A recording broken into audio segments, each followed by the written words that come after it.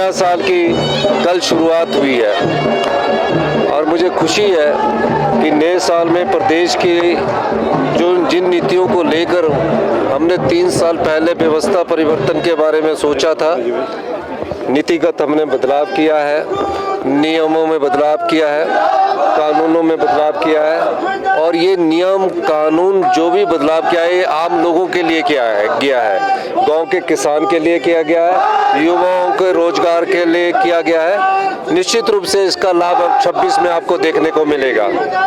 जिस आर्थिक चुनौती का प्रदेश ने पिछले 3 वर्षों से सामना किया, इस प्रदेश पर पिछली भारतीय जनता पार्टी की सरकार 76,000 करोड़ रुपए का कर्ज छोड़कर गई थी, 10,000 करोड़ रुपए की लाइबिलिटीज 6th पे कमीशन की छोड़कर गई थी। इन सब चुनौतियों का सामना करने के बाद 2026 आत्मनिर्भर प्रदेश की दिशा में बढ़ते हुए कदम होंगे और मैं कह सकता हूं, मुझे खुशी है कि 3 साल बाद ये धरातल पर दिखने शुरू हुए हैं। यही व्यवस्था परिवर्तन आपको आने वाले समय में नजर आएगा। सर, नशे को लेकर लगा प्रदेश हित में है।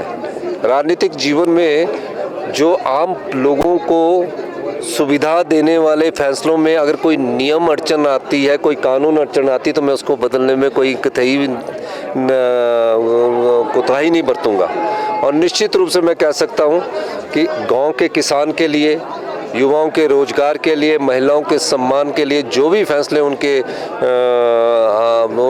अड़चने आएगी उसको हम दूर करेंगे, ये मैं कह सकता हूँ। और मुझे खुशी है कि अभी पानी की 1-2 बूंदें गिरनी शुरू हुई है। भगवान से प्रार्थना करेंगे कि जो ये क्लाइमेट चेंज के कारण जो मौसम का असर है और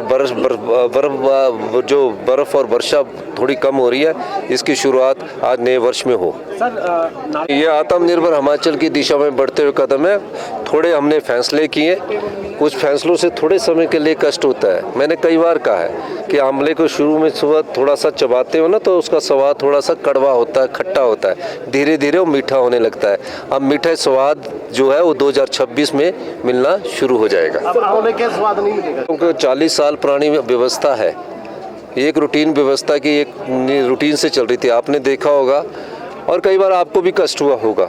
लेकिन अगर मैं वो फैसले नहीं लेता तो 3 साल बाद उसका असर नज़र नहीं आता। आज असर नज़र आने लगा है, लेकिन हमको नीतिगत बदलाव बहुत तेज़ी से करना होगा अगर हमने 2027 में आत्मनिर्भर बनना है।